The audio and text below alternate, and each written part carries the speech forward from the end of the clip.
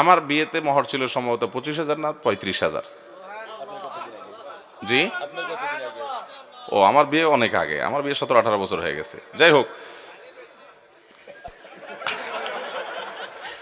কেমনে বেশি ভাই? 35,000 যদি তখন হয়, এখনকার কত? 1.5 লাখ, 1 লাখ, এর বেশি নাকি? যাই হোক বাবারা, ভাইয়েরা, খবরদার ছেলেরা কিন্তু এই ফান্দে পা দিবেন না।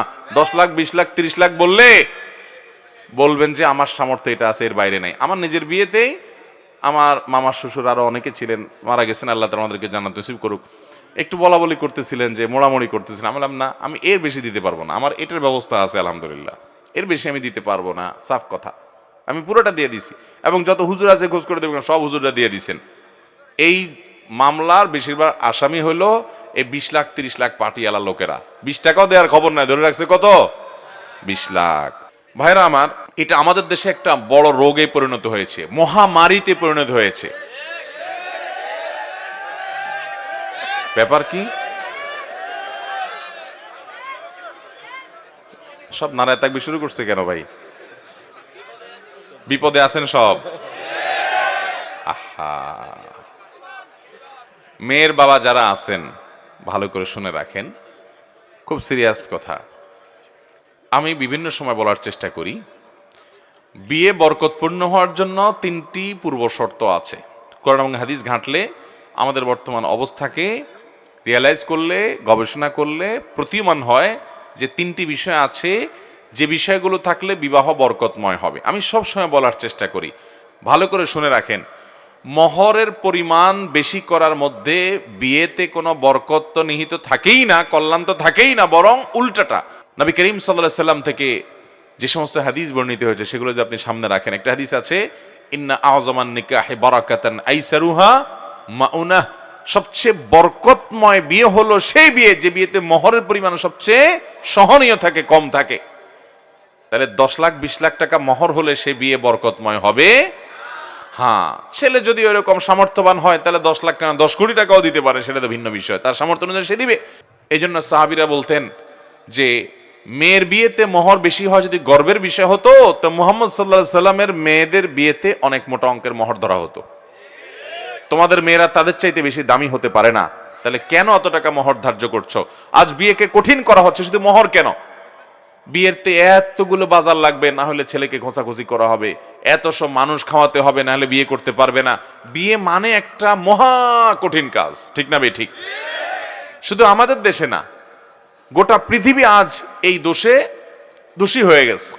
আপনি মধ্যপ্রাচ্যে চলে যান, সৌদি আরব, কুয়েত, কাতার, এই সমস্ত দেশের মানুষের অনেক ভালো গুণ আছে, কিন্তু একটা বাজে গুণ হলো যে তারাও তাদের মেয়েদের বিয়ের ব্যাপারে মোটা মোটা অঙ্কের মোহর হাইকে বসে থাকে। 50,000, 60,000 রিয়াল, 1 লক্ষ রিয়াল মোহর ধরে বসে থাকে। এবং আরবের কোন কোন দেশে তো পারলে ভাবখানা এমন যে পুরো মেয়ের মাথাতে পা পর্যন্ত স্বর্ণ দিয়ে ঢেকে দিতে হবে, তার আগে বিয়ে করতে পারবে না। এই জন্য মিডিল ইস্টে দেখা যায় ছেলেগুলো সব বুড়ো বুড়ো হয়ে যাচ্ছে, বয়স্ক হয়ে যাচ্ছে, বিয়ে করতে পারে না। আছে না নাই? মধ্যপ্রাচ্যে যারা আছেন তারা জানেন, আমি ছিলাম, আমি জানি যে সেখানে বুড়ো বুড়ো হয়ে যাচ্ছে ছেলেরা, বিয়ে করতে পারে না, কারণ বিয়ে করতে এতগুলো টাকা লাগে, 1 বস্তা টাকা লাগে।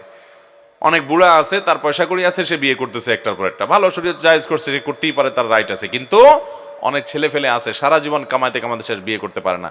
বিয়ে যত কঠিন হবে জেনা তত, বিয়ে যত কঠিন হবে জেনা তত, আর জেনা যত সহজ হবে সমাজে, মেয়ের বাবারা এই দায় থেকে তারা এড়াতে পারবেন, ছেলের বাবারাও এড়াতে পারবেন না, কারণ তারা ছেলেকে বিয়ে দিচ্ছেন না পায়ে দাঁড়ানোর নাম করে। বাবারা বিয়েকে সহজ করেন। আমরা আমাদের কথা যদি বলি, ভাই আপনার বিয়ের মোহর কত ছিল? হ্যাঁ, 1.5 লাখ তো অনেক টাকা ছিল। কবে বিয়ে করছেন আপনি? কত বছর হয়েছে? 10 বছর আগে 1.5 লাখ টাকা বেশি হয়েছে। আপনার শ্বশুরও বেশি করছে আপনার বিয়েতে। দিছেন না, দিছেন না কাটাকাটি বেশি দিছেন আরো, মাশাআল্লাহ। দেখছেন হুজুররা সব মোহর দেয় ভাই। আমার বিয়েতে মোহর ছিল সম্ভবত 25,000 না 35,000। জি, ও আমার বিয়ে অনেক আগে, আমার বিয়ে 17-18 বছর হয়ে গেছে। যাই হোক, কেমনে বেশি ভাই? 35,000 যদি তখন হয়, এখনকার কত? 1.5 লাখ, 1 লাখ, এর বেশি নাকি? যাই হোক বাবারা, ভাইয়েরা, বিশেষ করে মেয়ের বাবাদেরকে বলছি, নবী আলাইহিস সালাম বলেছেন বরকতময় মোহর, উত্তম মোহর, নেআমাস সিদাক, সবচেয়ে উত্তম মোহর হলো আইসারুহু, যে মোহরটা সবচাইতে সহনীয় হয়, সহজ হয় পরিশোধ করা। দেখেন, ধরলেন 10 লাখ টাকা, 10 পয়সা আপনার মেয়ে পাইল না, এ দানায় পানায় করে চিটারি করে লাভটা কি বলেন?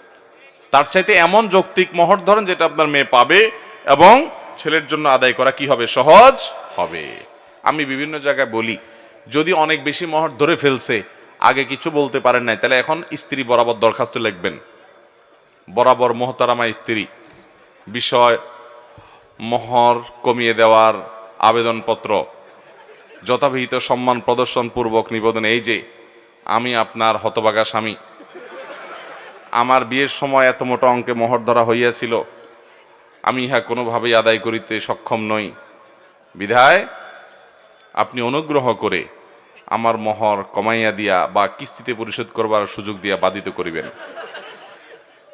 ভাইরা, বলেছি এটা একেবারে এইভাবে দরখাস্ত কোনো কথা নাই, শুধু বোঝার জন্য বললাম। কিন্তু বউয়ের কাছে নরম হয়ে যারা ফেসে গেছেন আগে ভাগে, তারা এখন ফুসলায়া ফাসলায়া উদ্ধার হওয়ার চেষ্টা করেন। আর যারা এখনো বিয়ে শাদী করেন না, যুবক পোলাপান, সাবধান হয়ে যান। যেই শ্বশুরে 10 লাখ 20 লাখের নিচে মেয়ে দিবে না, ওই শ্বশুর দ্বারা কাছে যায় না। উনি ওনার মেয়ে নিয়ে কই যায় দেখা যাক। মনে রাখবেন, মনে রাখবেন, টাকা পয়সা কখনো সংসার টেকাতে পারে। আমাদের বাপ চাচারা যারা ছিলেন, মুরব্বীরা যারা অনেক সিনিয়র বয়সে, যাদের বয়স 60-এর উপরে, 55-র উপরে, 65 এরকম, এই লোকগুলোর খোঁজ খবর নিয়ে দেখেন, মোহর 10 টাকা ছিল, 20 টাকা ছিল, 50 টাকা ছিল, 100 টাকা ছিল। আপনি বলবেন তখনকার 100 টাকা অনেক টাকা, ঠিক আছে বুঝলাম অনেক টাকা, তাই বলে তখনকার 100 টাকা এখনকার 30 লাখ টাকা তো না, এত বেশ কম তো না। তো ওই 100 টাকার বিয়ে যা দেখেন 60 বছর 50 বছর টিকছে, 40 বছর টিকছে, আছে না নাই? শুধু টিকছে তা না, এমন টিকা টিকছে যে একদম সুপারগুলোর মতো, মেড ইন জাপানের মতো মহব্বত, আছে না নাই? আর যুবকরা এখন, মেয়ের বাপরা 20 লাখ 30 লাখ 40 লাখ মোহর ধরে, ওই ছেলের পেটে পাড়া দিলে 10,000 টাকা বাইর হবে না, কিন্তু মোহর ধরে কত? আপনার 30 লাখ টাকা মোহরও যদি লাগে, তাহলে ওই গরিবের ছেলে কাছে কেন বিয়ে দেওয়ার কথা বলছেন আপনি? আপনার সেখানে যাওয়া উচিত না, সব ডাকায়, ঠিকই বলছে। ভাইরা আমার, এই কাজটা করবেন না। এখন বিয়ে ঘরে ঘরে ভেঙে যাচ্ছে, ঠিক না বেঠিক? দাম্পত্য জীবনের শান্তি বলতে কিছু, আপনি 30 লাখ ধরলে আপনার মেয়েকে ছেড়ে সে যেতে পারবে না, আপনি তাকে আটকাইলেন।